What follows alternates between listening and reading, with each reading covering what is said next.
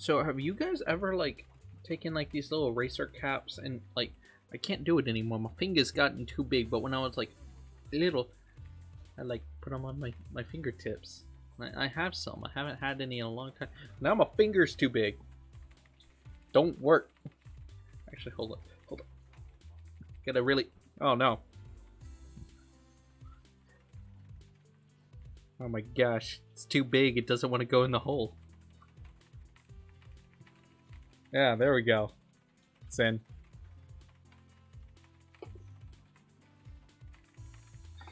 Either way, so last episode, my theory was proven wrong, much to my disappointment and shame. Though I still stand by that would have actually been an interesting turn of events. Maybe it's still true. Maybe he's just. What if? What if he's a shapeshifter, all right? And that's why he has a weird looking face. Is because he actually shapeshifts all the time to look like a different person, okay? And he's shapeshifted into her, and that it's actually him. But he'll never let us know the difference because he's actually a secret reptilian person. All right, that's what's going on. But so yeah, it wasn't creepy face guy, or it is. But we found out that he was a she. We think. And yeah. And Jet might have good news with his sponsor. Maybe. Let us continue. I follow his gaze to find Jet and a man in a business suit walking towards us. He seems out of place dressed so well in a PC bang. I mean, sometimes you just want to look nice, huh? Match and Riva. Match and Riva, right? This is Mr. Kim, VP Partnership at Enoch. Vice President of the Partnerships at Enoch Group. His company is looking to get into esports. The casual timbre in her voice and pained look on her face says it all. Do not screw this up. I tighten up my posture and lower my head and a bow at the I don't know that word. We're skipping that word. It's nice to meet you, Mr. Kim. What does your company do? And it's too late to realize that I probably shouldn't have admitted that I've never heard of either. Jet sees through her teeth, but Mr. Kim takes my question with an easy smile and offers me his business card. I give the card a brief once over before placing it carefully in my pocket. We're in a handful of markets and offer a variety of business services, consulting, marketing, and a few other things. Oh, that sounds important. And vague though I don't say it, truth be told, I'm pretty much clueless when it comes to business-related things. Stunt and Riva's deer in headlight silence isn't exactly helping either. But as Jet says, esports is a fascinating industry with strong potential for continued growth. And I'm particularly interested in the strategic opportunities based on its unique qualities. I proposed the idea of sponsoring a fresh team to Enoch's board, but for now we're just shopping around. He pauses to observe my reaction. I get a strong feeling this guy is a pro at negotiation. As if she suspects the very same thing, Jet steps forward to prevent me from saying anything that could take away her leverage. As I said before, we're not ready to accept any offers. You have our interest, and but we're keeping our options open for the time being. Of course. There's no rush. I merely wanted a chance to introduce myself. And we've got plenty to discuss. And thank you for the ride, Mr. Kim. It was no trouble. We'll be in touch.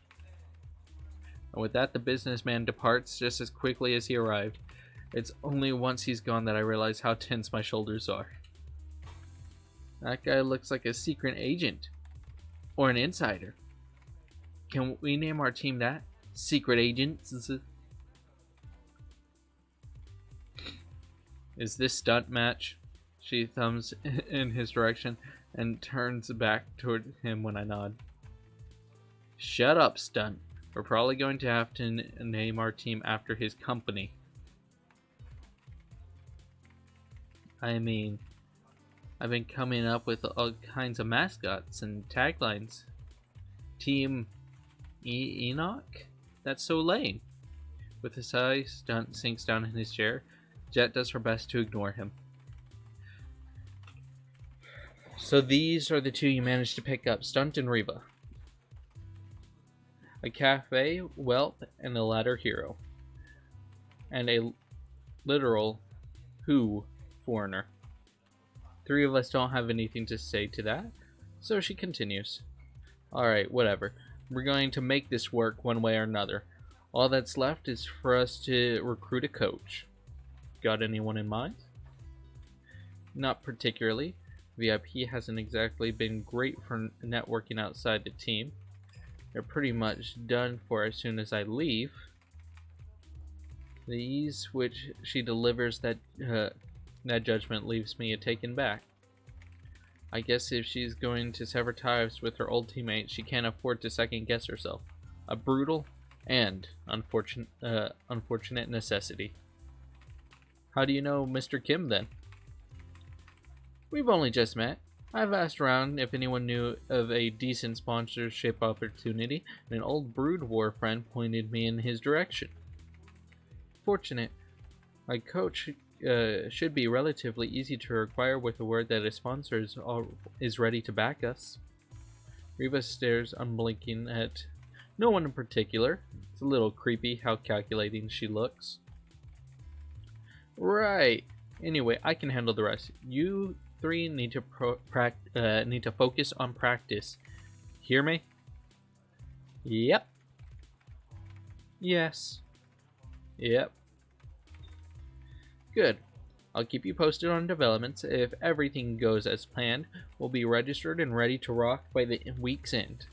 The next BSTL starts in 2 weeks after that.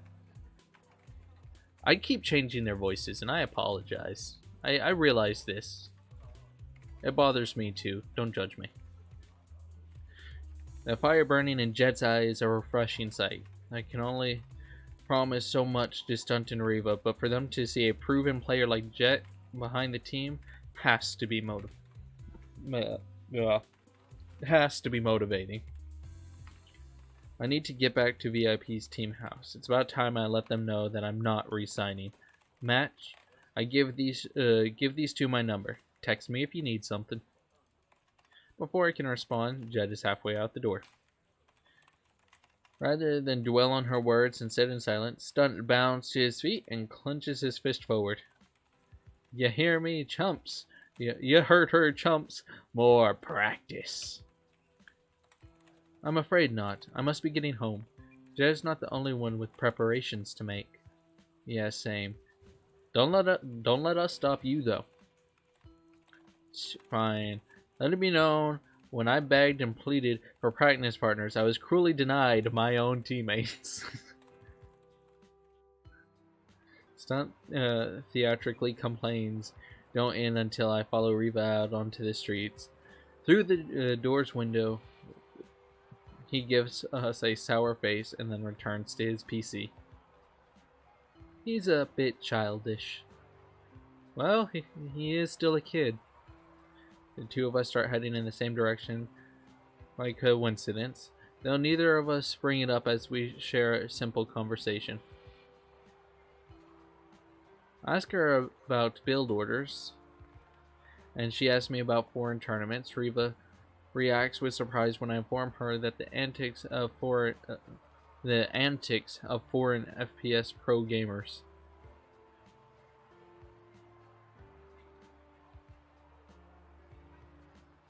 Is that a shot?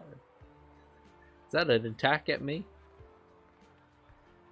I'm not sure I understood that well enough, but that felt like shots were fired in my direction as an FPS gamer that wanted to go pro. Okay. I'll move on with my life.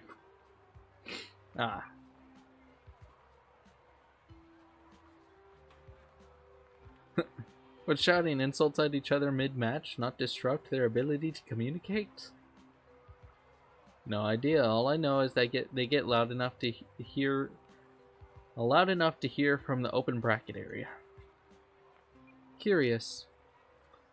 Our small talk is cut short when she heads for a subway tunnel located along my route home. Before she descends the tiles, Reva returns and offers a rare smile. Goodbye, match. It was nice to meet you. Goodbye. Catch you online. When she's gone, I'm left to think over the day's events alone. Mr. Kim, Enoch. I don't know how to say these words.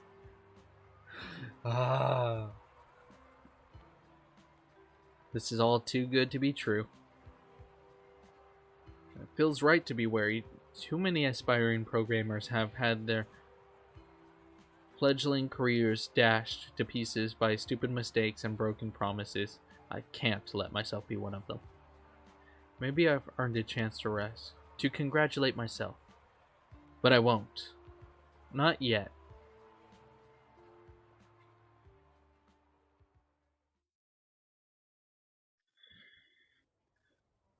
Okay. Lately, the streets haven't seemed so foreign or confusing.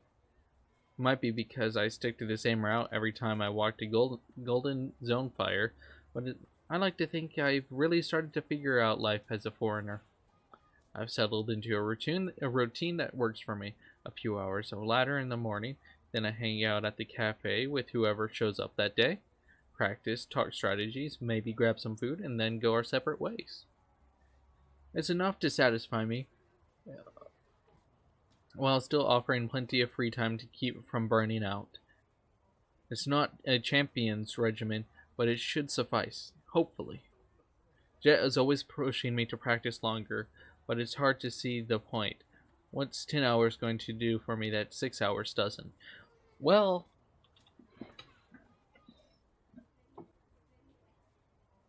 you could learn something. I don't know. Look, I never even had a chance to commit to like 6 hours a day of CSGO. I haven't seen that Bolt guy at Zonefire since I challenged him. Luckily, I was anxious about the possibility of running into him again. A confrontation when I'm supposed to be training is the last thing I need. Familiar landmarks crop up one by one. It's not long before the cafe comes into view. Busy as it always is on the weekends. I squeeze about past half a dozen middle schoolers and make my way to our quiet corner. Yo, what took you? We've been waiting on you for so long. Don't listen to him. He got here just before you did. Stunt scowls and sinks down in his chair. I try not to smile. Reva's a no-show. Again. Messaged me this morning that she wanted to stay in and ladder. Is Excel coming? I know Crash has Team League tonight. Nope, he mentioned that he has some last minute build prep to take care of. Who are they playing again? Kane, I think? Right. There are a lot of advantages for players on a team. Recognition, housing, practice, salary. But getting to play in a team league is one of the biggest perks, period. A lot of young StarCraft talent breaks out in VSTL. Matches against top players are usually rare for those who aren't qualified for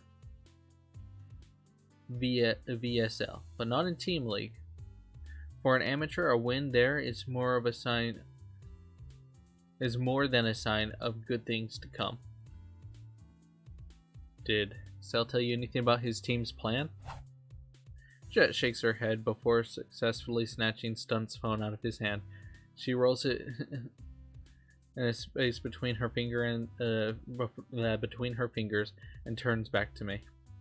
Don't be so naive, Match. Excel and I may be friends, but that sort of information is not something you can give away freely. gropes for his phone, a pout set across his face. Jet dodges a few times before willingly relinquishing the device. Stop ignoring us. It's rude. Whatever. You quit lecturing Match. Their eyes battle briefly before Jet concedes, glancing away with a dismissive gesture. Stunt saviors his fleeting victory with a grin before dropping the phone to the table. It's rare to find someone willing to share their strategies openly. Maybe it's different in Florentine, but not here. I lost to an amazing one based all-in build on ladder a week back. Sent a message asking for a few replays. He told me to kill myself. Damn. You don't need to look so pleased about it. Sheesh. Whatever. There's one exception. That be? If a foreigner eliminates a Korean player, our scene will sometimes band together and send replays for his next opponent to study. That's rude. It's a matter of national pride at the point. Been that way since Brood War. That's a rumor I've heard before. Replays can be invaluable in preparation for a specific player. What could be more useful than the exact recording of someone's strategies and tactics? But at least Jet has the courtesy to look vaguely apologetic. I nod, doing my best not to look surprised. How much do Korean players practice for Team League? The same as the individual leagues, or depends, not less. If they aren't taking home at least the top 8 in solo league. StarCraft may be a one-on-one game, but teams can't always be sponsored on the back of individuals. Don't think that gives you the right to neglect your solo league. Admittedly, VSTL is secondary to VSL. If any of you fail to qualify, I'll make you a slave of my practice house. Damn. Cool your jets, Jet. Have a little confidence in us. When you inspire confidence, I will. Remind me again how you placed in the last qualifier? Stunt wrinkles his nose and takes the opportunity to return to his cell phone game. Even between teammates, StarCraft's competitive nature thrives. Silence lingers until I decide to speak up, if only to break the tension. Why don't we go watch Excel play tonight? I'm sure he'll appreciate the support. They simultaneously glance up at me, then each other, then more silence. I'm just about to give up when Jet speaks. That's a good idea. I've been meaning to speak with Excel anyway. Sounds like fun. Let's bet on games, though. Gambling? I shouldn't be surprised you play Protos after all. 25,000 on Crash. Ha, I'll take that bet any day. Wait, I'm not done. 25,000 won on Crash, but if Excel all kills, you paid double. Some pauses, chewing over the odds with an uncorded look on his face. All kills are incredibly rare. It's hard enough for one player to single-handedly defeat more than one opponent, let alone an entire team. With his decision made, Stunt slams his fist down hard enough to draw a few glances from a nearby table. Deal. The match won't be for another few hours, so you'll have plenty of time to regret your mistake while I'm kicking your ass. I want to try out this new build making the rounds called the 2-base Mortal All-In. It crushes Zerg, or that's what they're saying on the forums. Let's go. Hey Matt, come and watch and learn a thing or two about Frodo's about how to PVZ like a pro. Wait, I didn't get to read that. He doesn't wait for me to finish before bolting to a PC. I'm left with Jet, who takes her time in joining Stunt. He's funny. bunny doesn't win games. Jet seems conspicuous. Blah blah blah blah blah blah blah blah. And with that, arrivederci.